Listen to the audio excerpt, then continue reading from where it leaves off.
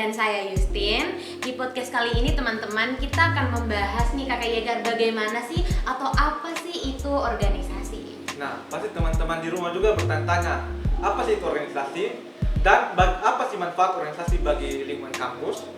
Benar sekali Kakak Yegar. Untuk membahas lebih jauh lagi sebenarnya apa itu organisasi dan segala keperluannya di dalamnya, kita kedatangan teman-teman kita dari Prodi Ilmu Administrasi Negara. Ada pepatah mengatakan Kakak Yegar bahwa tak kenal maka tak sayang. Oleh karena itu kita kenalan dulu sama teman-teman kita dari di samping. Halo Sobat Masix, perkenalkan kami dari Stofication, Studi Group of Public Administration. Baik, perkenalkan nama saya Nur Azmin Aziz. Saya sebagai ketua di organisasi Stofication ini. Baik, perkenalkan nama saya Pius Budimaran sebagai sekretaris. Halo Sobat Marsix, perkenalkan nama saya Rifki Nau. Saya sebagai divisi hubungan eksternal. Hai Sobat Masix, saya Rizky dari Wake. Saya di sini menjabat sebagai divisi perlengkapan di organisasi ini. Halo Sobat Maxis, perkenalkan nama saya Sini Nau, jabatan saya di sini sebagai bendahara. Halo Sobat Masix, perkenalkan saya Rizkia Saskia Amalia, jabatan saya di sini sebagai divisi pengembangan. Halo Sobat Masix, perkenalkan saya Yanuaria Chelsea Jayanti, di sini saya menjabat di divisi dokumentasi. Nah, teman Justin, setelah perkenalan ini, kita langsung saja yuk bertanya-tanya ke teman-teman semua. Mungkin banyak teman-teman juga yang bertanya-tanya, apa sih organisasi Stofication itu? Oke baik, terima kasih Kak Yegar dan Kak Justin. Jadi organisasi yang kami bentuk di sini namanya adalah Stofication. Stofication itu artinya Study Group of Public Administration, yang artinya ini kelompok pelajar di studi di jurusan administrasi publik. Jadi organisasi ini adalah organisasi yang membentuk, yang dibangun untuk menggabungkan atau menampung mahasiswa-mahasiswa yang mempunyai bakat apa saja, jadi bisa bergabung bersama dengan organisasi ini. Jadi kami melihat isu-isu di sekitar lingkungan kampus di mana banyak juga mahasiswa yang memiliki bakat, tapi kadang bakat itu tidak tersalurkan karena mereka mungkin enggan untuk bergabung bersama organisasi kampus dengan model mekanis yang struktur hierarkisnya ketat. Jadi mungkin teman-teman menganggap atau mereka jenuh dengan organisasi-organisasi ini. Jadi kami di sini membentuk organisasi yang adaptif dengan lingkungan sekitar dan juga menyesuaikan dengan selera dari teman-teman. Apalagi kita sekarang akan generasi Z. Jadi jika mungkin mereka jenuh dan masuk organisasi kampus yang struktur hierarkinya ketat, jadi kami itu membentuk organisasi yang adaptif dengan lingkungan. Baik, terima kasih ya. Tadi Kakak Chelsea sudah menjelaskan bagaimana sih organisasi yang akan dibentuk saat ini beserta tujuan-tujuan dari organisasi yang dibentuk di lingkungan kampus ini ya. Baik, kalau begitu saya lanjut lagi dari organisasi yang teman-teman Stofication ini bentuk, tentunya sudah mempunyai struktur organisasi ya teman-teman yang memiliki jangka panjang ke depannya. Kira-kira seperti apa sih struktur yang sudah dibentuk oleh teman-teman dari Stofication ini? Oke, baik, terima kasih Kak Justin untuk pertanyaannya ya. Dalam membentuk suatu organisasi, apalagi membentuk organisasi baru, tentunya kita mempunyai struktur yang jelas untuk organisasi kedepannya. Di mana organisasi juga memiliki visi dan misi ya, untuk membantu organisasi ini bergerak maju ke depannya sesuai dengan tujuan yang dibuat. Struktur sederhananya itu kayak kepengurusan organisasi, di mana terdapat ketua, wakil, sekretaris, dan bendahara, dan juga termasuk koordinasi ini bidang-bidang yang dibutuhkan dalam organisasi sesuai dengan keahlian-keahlian anggota yang ada di dalamnya. Dan juga ada rencana jangka panjang yang dibuat dalam organisasi ini seperti mencakup analisis SWOT, di mana analisis SWOT ini dapat membantu mengetahui potensi serta tantangan kedepannya dalam organisasi ini berjalan ke depannya.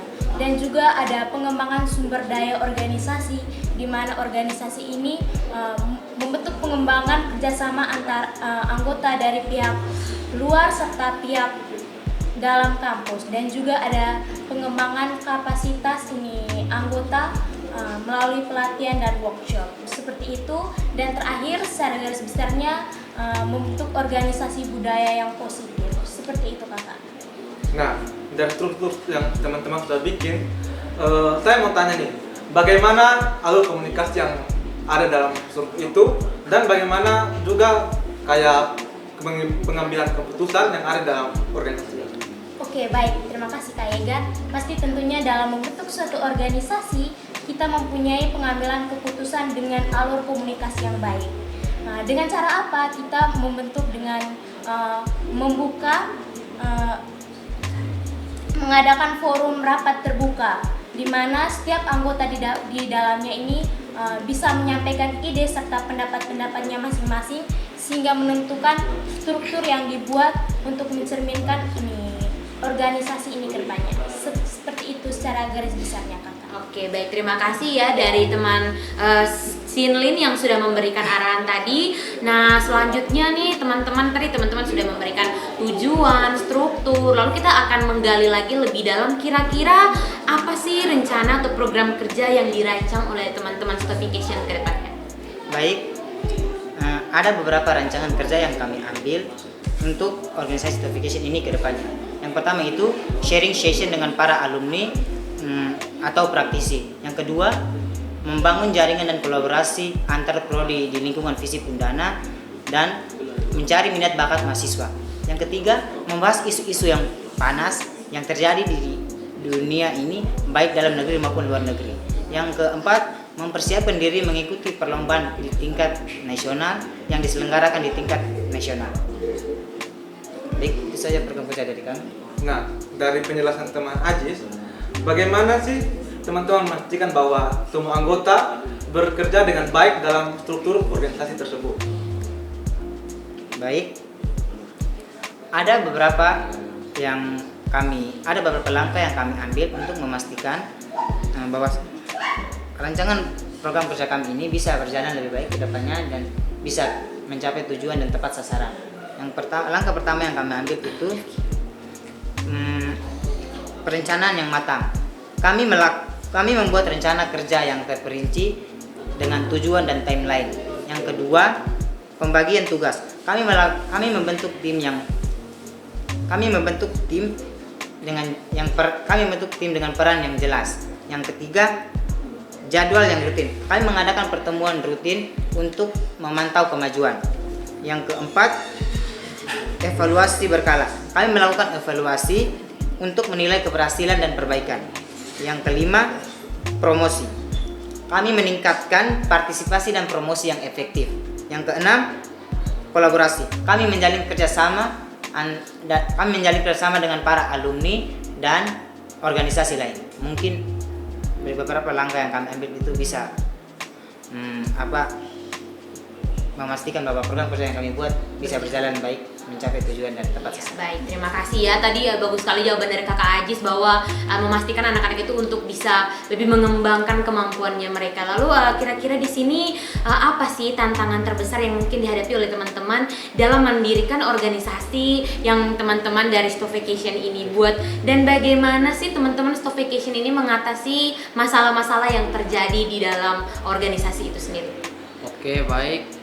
Permasalahan yang mungkin saja terjadi di membuat organisasi ini, yang pertama itu kurangnya komitmen, dan cara mengatasinya itu adalah dengan cara menentukan arah dan tujuan yang jelas. Terus tantangan yang kedua itu adalah kurangnya minat, dan cara mengatasinya itu adalah dengan cara menyediakan ruang belajar yang nyaman. Terus tantangan yang ketiga itu adalah konflik dalam study group ini, dan cara mengatasinya itu adalah dengan cara mencari solusi bersama setiap anggota tim untuk menyelesaikan permasalahan tersebut. Terus tantangan yang terakhir itu adalah manajemen waktu, dan cara untuk menyelesaikannya itu adalah dengan cara membuat jadwal yang lebih teratur saja. Nah, teman Justin, pasti pertanyaan selanjutnya ini teman-teman juga pasti penasaran ya. Bagaimana sih cara meningkatkan efektivitas pekerjaan dalam organisasi ini? Baik, saya akan menjawab bagaimana cara meningkatkan efektivitas dari suatu organisasi yang telah dibentuk ya teman-teman. cara untuk meningkatkan efektivitas suatu organisasi itu tentu yang paling pertama kita harus memiliki struktur yang jelas. Kayak peran-peran yang penting itu tuh di dalamnya seperti ada ketua, wakil, sekretaris, bendahara, terus divisi-divisi khusus yang telah dibentuk itu supaya tugas itu tuh dapat terorganisir dengan baik ya. Lalu yang kedua itu kita harus membuat visi dan misi yang jelas supaya organisasi itu tuh kita tahu arahnya itu tuh mau kemana. Lalu yang ketiga kita harus menyusun program kerja dengan terencana. Itu misalnya teman-teman ini menyusun dia punya jadwal kerja terus sesuai dengan target yang ingin dicapai. Lalu yang terakhir tentu harus adanya evaluasi ya. Evaluasi secara berkala agar organisasi yang dibentuk oleh teman-teman itu semakin hari dia tuh semakin berkembang. Lalu anggota-anggota yang tergabung dalam suatu organisasi itu tuh semakin hari itu tuh semakin aktif ya. Menurut saya itu saja yang bisa saya sampaikan. Baik, terima kasih Kakak Yegar. Kita sudah melihat teman-teman dari Stofication ini bagaimana mereka merencanakan pembentukan Stofication Study Group of Public Administration ini sendiri ya teman-teman. Nah, untuk mengakhiri podcast kita pada hari ini, apakah ada kesimpulan yang ingin teman-teman sampaikan ke teman-teman semua yang menyaksikan kita di podcast ini? Baik teman Justin dengan teman Yegar, dari organisasi ini dapat disimpulkan bahwa organisasi ini mengajak kita memahami pentingnya jaringan yang kokoh, yaitu dengan meningkatkan wawasan, memperluas relasi, dengan mengasah keterampilan. Ya, itu untuk generasi-generasi muda kedepannya agar lebih kompeten lagi, lebih berdaya saing di tingkat nasional maupun di internasional begitu. Wah, teman Justin, sudah terasa ya kita sampai di penghujung acara ini. Nah, mungkin apa yang teman-teman ingin pesan untuk penonton podcast ini untuk kedepannya menjadi lebih baik lagi? Ya, terima kasih Kakak Yegar dan Kakak Justin. Baik Sobat Masix, di sini saya akan memberikan sebuah motivasi bagi Sobat Masix untuk mau bergabung dalam suatu organisasi nantinya. Jadi intinya kami di sini ingin memberikan sesuatu yang berkesan dan bermanfaat bagi Sobat Masix. Dan motivasi yang kami akan berikan untuk Sobat Masix adalah organisasi itu dapat membantu mengembangkan dan membangun relasi bagi Sobat Masix nantinya.